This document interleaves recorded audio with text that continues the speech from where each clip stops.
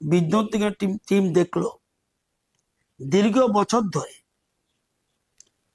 Meter reader electronic metre চালু থাকা সত্ত্বেও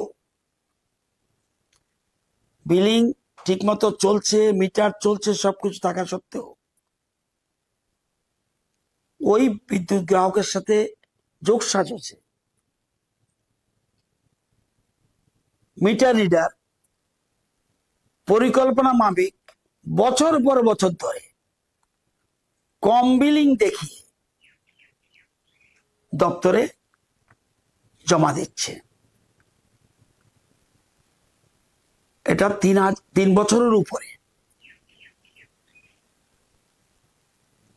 এরপরে যখন স্মার্ট মিটার, এখন তো আর মিটার যাবে না, আর মিটার রিডার যাবে না, এখন স্মার্ট মিটার উঠে গেছে ওই বিলিংই, যেটা ইলেকট্রনিক মিটারে বিলিং ছিল, এখন ওই বিলিং এ উঠেছে। তো ওই বিলিং এ উঠার পর